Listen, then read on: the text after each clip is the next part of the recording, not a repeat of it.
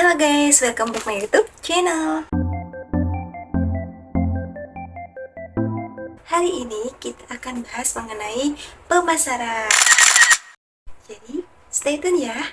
Apa sih arti dari pemasaran? Pemasaran ini mencakup mengiklankan, menjualkan, dan mengirimkan produk ke konsumen ataupun perusahaan lain. Jadi, pemasaran adalah aktivitas dan proses menciptakan, mengkomunikasikan, mendistribusikan, dan mempertukarkan produk bernilai dengan pelanggan, mitra, dan masyarakat.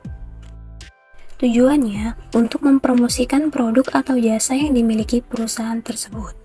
Dengan menjalankan promosi, mereka akan menyasar audiens yang tepat terhadap produk yang dipasarkan.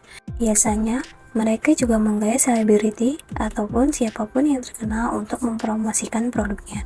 Ketika pemasaran sesuai dengan targetnya, perusahaan akan mendapatkan banyak pembeli dan dapat memperoleh keuntungan. Terdapat beberapa yang dapat dipasarkan. Pertama, ada barang fisik seperti produk-produk yang dapat dilihat dan disentuh. Contohnya elektronik, pakaian, makanan, dan masih banyak lagi. Yang kedua ada jasa.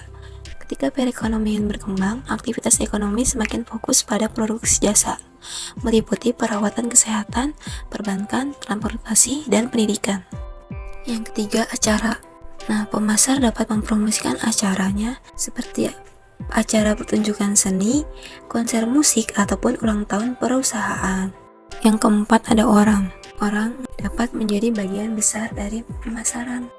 Contohnya selebgram, artis, musisi, ataupun tokoh publik lainnya yang dipromosikan atau menjadi merek. Saat kita jalanin proses pemasaran, ada beberapa langkah penting harus kita lewatin biar produk kita itu sampai ke tangan konsumen dengan lancar.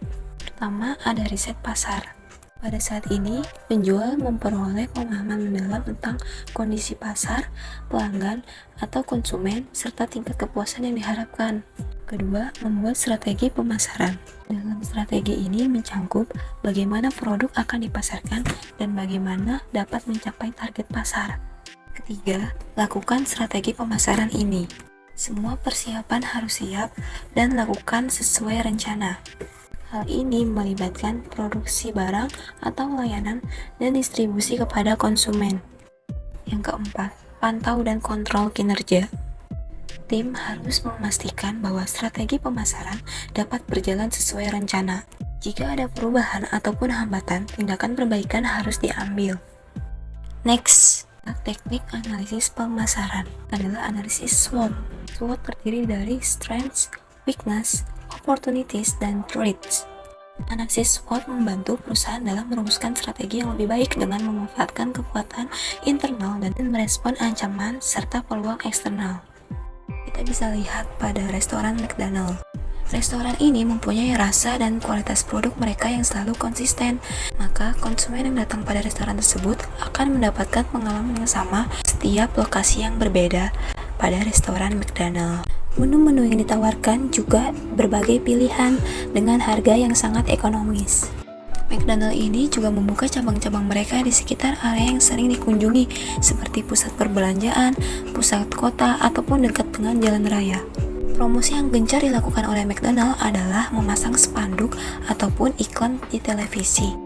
Logo M yang berwarna merah kuning telah membangun citra merek yang sangat dikenal di seluruh dunia. Semua ini telah terangkum dalam 5 buah buku. Yang pertama, buku pemasaran kontemporer yang ditulis oleh Lydia, Budi, Matya, Fadli, dan tim penulis lainnya. Buku yang kedua berjudul Strategi Pemasaran yang ditulis oleh Nur Ika, Dr. Mumuh, dan Ari Apriani, serta tim penulis lainnya. Buku yang ketiga adalah buku yang berjudul Strategi Pemasaran yang ditulis oleh Imada Darsana, Sucida Rahmawan, dan tim penulis lainnya.